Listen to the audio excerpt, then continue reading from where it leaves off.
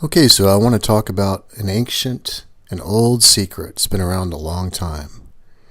And you wouldn't know about it unless you had the mind to dig into the symbolism from ancient Egypt, from the Christian cathedrals and the symbolism that you find in there, from the ancient civilizations that had Buddhist statues, and unless you studied geometry and cosmic symbolism and numbers and everything else, all of this plays into this old secret. But today I wanted to talk about crucifixion, and also wanted to look at some Hebrew as well. These two images that you see right here, which are commonly referred to as crucifixion or Jesus dying on the cross, have significance in their symbolism. The two nails that you see in his hands are something that we're going to take a look at today, and the Hebrew meaning behind that. These two images are also an image of da'ath. Da'ath means a heart that understands knowledge, and this was also something that was taught in the mysteries in ancient Egypt, called intelligence of the heart. You're seeing a picture of the tree of life on the left and on the right. The symbolism that you see contained in that cross and what you see him doing on the cross, it's very significant, and it's very Kabbalistic and Gnostic, and we find it in these cathedrals all over the places I've shown you in the geometry. So let's dig a little bit into this and see what we know. So these two images are people who are representing Da'ath, a person who has reached that point. And Da'ath means knowledge or gnosis. But when spelled out in Hebrew, each of the letters have a significant meaning to them. And it's not just simply knowledge by itself. It's a certain kind of knowledge. So these two images represent Da'ath. Geometrically, Da'ath represents the human body on the tree of life in this form as well. And if we take a look at the geometry like we were seeing there before, on this tree of life using the human skeleton, then we can see that the human skeleton and its geometry fits into this almost perfectly, even down to the bottom of the pelvis, the shape of the lines that surround the sacrum, and all the way up to the top of the pelvic bone. And then, of course, the lines that follow the spine, all the way up, arms contained inside of these vertical lines here. The shoulders following the same lines that we see here. The shoulders crisscrossing up, and even to the neck area, coming to a point right at the base of the skull where the globe of the skull is. And then, of course, the triangle that surrounds the whole skull itself. This image that you see that is representing the human body is very interesting because it tells us a lot about not just the human body, but the numbers behind it tell us something too, which I won't go into in this particular video. But I wanted you to see what the human body looks like inside of this and understand that this is part of the imagery that you're seeing when you see Christ on the cross. It's another representation of this. This representation of the tree of life is more so kind of to show the geometry of the human body, while the other representation is kind of a larger one showing Christ reaching a point of Da'ath because he's moving up the tree of life. As you see right here, the tree of life is actually longer, but he's moving up with his feet on foundation and his head reaching a point of Da'ath. So let's take a look at the word Da'ath real quick in Hebrew and see what it actually means. So here is an image of the tree of life. Right here is Da'ath, and Da'ath is located right here where the throat is. If you notice where the sacrament is, his forehead here, this is the area of the, when you combine understanding and Chokmah. At this point is where you become a heart that understands knowledge, and in the system where we have chakras, this represents the Ajna chakra geometrically, as I've shown you before. So where is the heart located? Well, as we've seen with the Rosicrucian symbolism, the heart is located inside this inverted triangle right here. Right here at the top of this, where this line is right in between here of Chesed and Geburah, the top of the heart is located there. And what sits right at the top of the heart is called the thymus, which has been labeled before as the spiritual heart. But we don't want to go there. But what I want you to envision is this. We have Bina, we have Chokmah, which is wisdom, and we have the heart. So the heart is contained at the bottom of this triangle here. Now the heart's point is it's supposed to rise like smoke up this middle column and combine Bina and Chokmah, which becomes a heart that understands knowledge. This is something that is symbolic. It's not something necessarily supposed to be associated with the physical heart, but it's supposed to be something that's symbolic because of the geometry and its location. So we have the heart rising up the middle column here to combine wisdom and understanding. This was taught through symbolism a long time ago, and this is what we're learning. And so if we take a look at the Zohar here, if I read this to you, it says, and he explains his words, thus the smoke arises from Bina, which is in the heart, considered to be an understanding heart. It rises to Chokmah, which is like the brain. What is the smoke? It is the central column, Zer Anpin, that rises and unites Chokmah and Bina and becomes Da'at to them, the secret of a heart that understands knowledge. From the heart, Bina, Da'at rises, which is the central column that unites Chokmah and Bina. So, one way to understand the heart here, because it's also saying the heart is Bina, is to understand the Tetractys. If we take a look right here, we have on this tree of life 2 areas that it's referring to as the heart. One is referring to Bina, and one we know of, which is positioned right here in this inverted triangle. If we take a look at the symbolism of the Tetractys and the 72 names of God, then we can see by looking at the IHVH, okay, so Yod He Vav He, then if we take a look at the symbolism here, the Yod symbolism is representing the head, this area here, which is the He, representing the heart area. So if we think of creation happens from one point and expands out like a tree. So everything is actually all one, but because it emanates from one point. And that point emanates all the way down the tree. And until we get down to here, where we actually see all 4, nothing is in physical reality yet. It's all in the realm of the spiritual and thought. And another way to represent that geometrically is you can't see a point, you can't see a line, you can only see a plane if it's faced in one direction. And then when it becomes a tetrahedron, or when it becomes 4 points, at that point you have physical reality. Okay. So when you take a look at this right here, as we're moving back up towards the point of creation, the heart representing this thing right here that you see, then if we take a look at the heart rising, the heart is associated to this area on the tree of life right here. But when we get to Chokmah and Bina, because Bina is like the heart and Chokmah is like the brain, you see that at the top 2 levels of the Tetractys.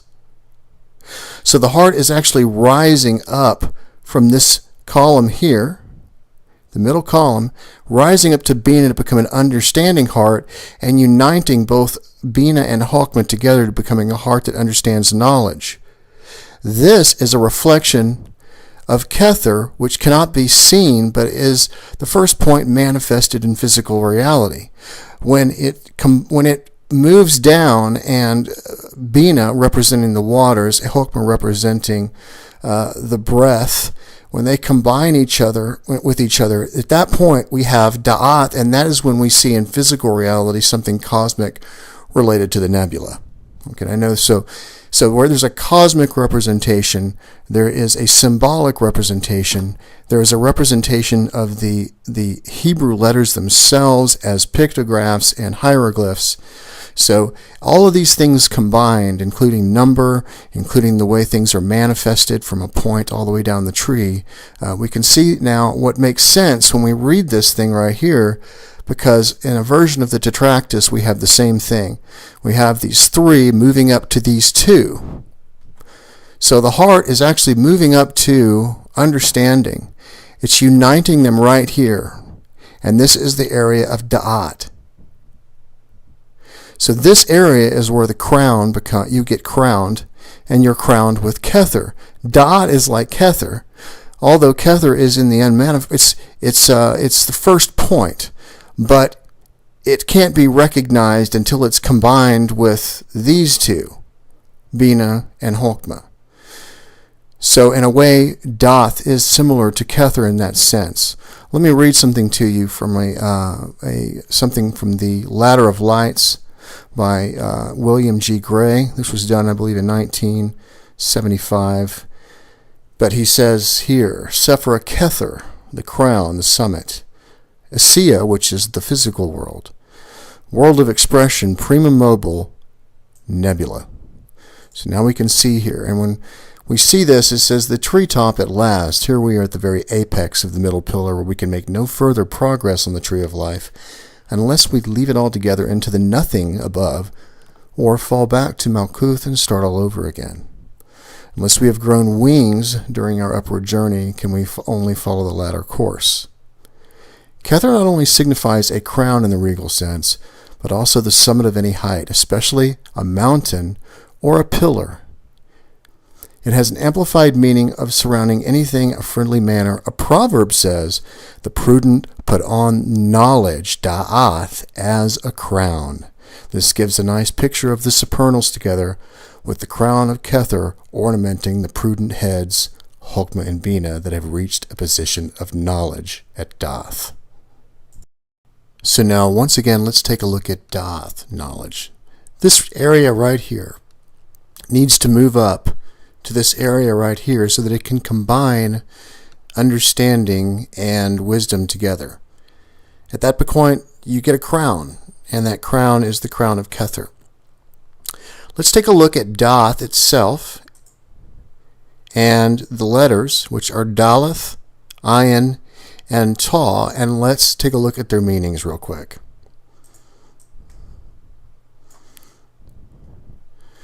So here it is here. We have Daleth, we have Ayin, and we have Ta.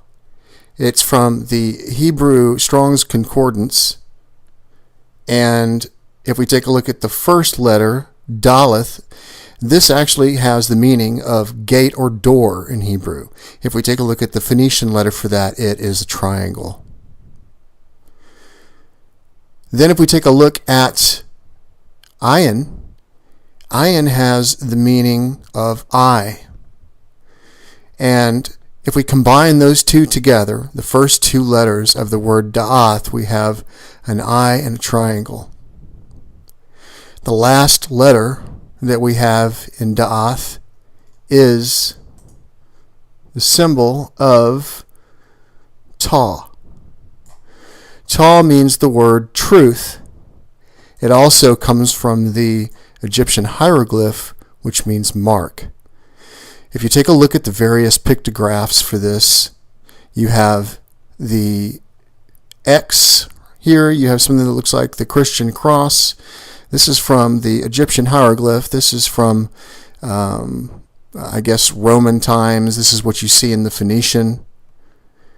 And then there's also one other version of that, and that is called the Tau. And the Tau is another version of this. As you can see, it comes from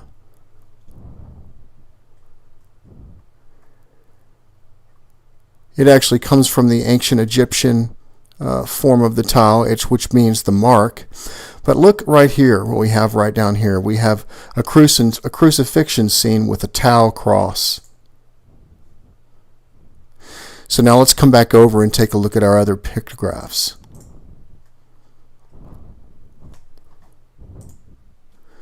So the other versions of those, we have the X, we have this here, we have the Tau, which looks like a large T. And let's take a look at some images. So the first image that we see here, this is St. Anthony, and this is inside of a cathedral. And he is on St. Anthony's cross.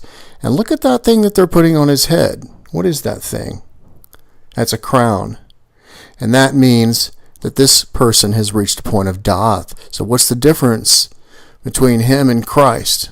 Well, there's not really any difference in the symbolic representation here. They're both saying the same thing, but the X is the symbol of the mark that we're talking about. Another version of that that we've seen so far is this, and this is on the regular cross that we've seen. And now we've also seen a version of it with the tau, and here are some images of the tau inside of an old church that we can see. So in all of these cases, it represents crucifixion. But what of the eye and the triangle, which were the very first parts, which means the door to the eye? Well, let me take you back to the geometry here on this particular thing, and then I'm going to show you some symbolism that confirms this. So this is the tree of life right here, and this is Christ reaching a position of da'ath. Notice he has the crown.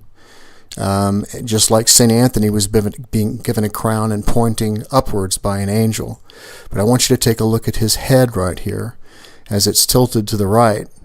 His head is actually surrounded by a triangle.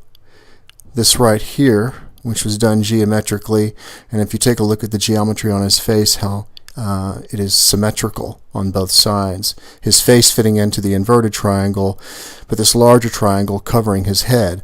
So we have the cross, and then we have a triangle with an eye right here, and it basically is positioned at the point of da'ath. The eye and the triangle placed on top of the crucifixion at a point of da'ath, which is in between Hokmah and Bina. So, can we find this symbolism anywhere in Christianity? Well, as a matter of fact, we can. So if you notice right here, we have the eye and the triangle, which means da'ath, positioned right where we would expect it to be. Also, there are other images and paintings that we can see representing the same thing, with Christ, with the eye and the triangle above him, and even that we see right here from an old, looks like a photograph of some kind of a Christian cross on wood with the eye and the triangle there. What I found funny was that somebody had said this was Luciferian, which is sad to see the ignorance that there is out there, but this is not for, the truth that we see here is not for everyone. Other people would break down and wouldn't know what to do if they saw this kind of information. The Hebrew that we see here is very, very old, and the meanings and the behind these pictographs, they go all the way back to ancient Egypt. So the symbol of Kether, as we see in the world of Asiya, as mentioned by the Ladder of Lights, is represented as the nebula. The Orion Nebula is what is depicted in these cathedrals that we see here. So in this picture we have an as above, so below. Right here he has reached the point of da'ath, and it is also mentioning that the Orion Nebula that's positioned above him is kind of an as above, so below picture. Here, inside of Karlskirch Cathedral, we actually have the image of the Orion Nebula, and I've placed it kind of around this so that you can see the bow shock. The images that they're using on the left and on the right are found inside of this, which is also located in the church, on both of these churches, in the same area geometrically as where you find the Ajna Chakra, or a position of Da'ath. The last thing I wanted to show you really quickly is I took these particular meanings from the Hebrew letters from the Kabbalah Unveiled, which is done in 1912. But this isn't the only place you'll find these meanings. Their meanings are found throughout history all over the place, meaning literally the same things as far as these Hebrew letters go. And this is why a lot of times when you take a look in the Bible and they name something odd, but when you take a look at the Hebrew letters and you take the name and you separate it into the actual letters themselves and then analyze it, all of a sudden it has meaning. This is done all over the Bible. And so what I wanted to show you was the last part here. The meanings of these right here. Daleth meaning door. Ayin meaning eye, which we've already looked at. So I want to take a look at the name Yod He Vav He. So when we take a look at the actual meanings of each one of these letters in Hebrew, we find something really interesting about it. The word Yod, or excuse me, the letter Yod, is number 10, and that means hand. The He right here means window, but it also means look or behold. And the pictograph of this is actually a man standing with his arms raised. This is actually taken from Wikipedia, which is also very similar to the symbolism that you see with Christ on the cross with his hands raised. Here it says this. The pictograph for He looks like a man with his arm raised, whereas the classical Hebrew script is constructed of two vavs of the Daleth with an unattached and inverted yod that functions as the foot of the letter. The meaning of the name He is look or behold. So we have the hand, behold. So behold the hand. And then we have the last two here. So behold the hand. And then Vav, which is number 6, has the meaning of nail. And then we have another He after that. So we have basically in the name of Yod He Vav He, behold the hand, behold the nail. A picture of a man with his arms raised, which is similar to the symbolism of a man on the cross with his hands nailed to the cross at a position of da'ath, meaning a heart that understands knowledge. And so now you have a different understanding of what all this means, and this different versions of the symbols of the cross, even with another person, St. Anthony, receiving a crown of thorns, and the angels pointing up to the nebula, which is what they're pointing to, because the nebula is what's found in all these cathedrals. So I hope you guys enjoy that, and ending, I just want to say this. So this information is esoteric. It takes a lot of study, a lot of time, and I realize that there are many channels out there that have tons and tons of subscribers, that the information does not contain this type of information. There's a lot of people that don't want to see this. It makes them upset to see this, because when you put all these pieces together and you can see these things confirming themselves over and over and over again, it really makes people upset because they've been taught something different their whole lives. One of the things that the church has done is they have used parable against the people, because they've decided to take these things and leave them as something being literal, rather than understanding that these things are written in parable and they're symbolic. And until you dig into this stuff, you don't know that. Not everybody's ready for this kind of stuff. But I enjoy sharing it nevertheless with you guys, because I'm an analyst. This is what I do. I analyze, and of course I'm interested in truth myself. And the more I discover, the more I'm able to find the relationships to these various symbols.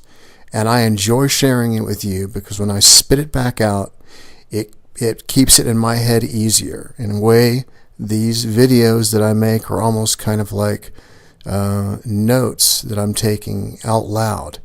And I'm just being happy to share it with you as well as I move along this path. So you guys have a good Easter, and I'll talk to you soon.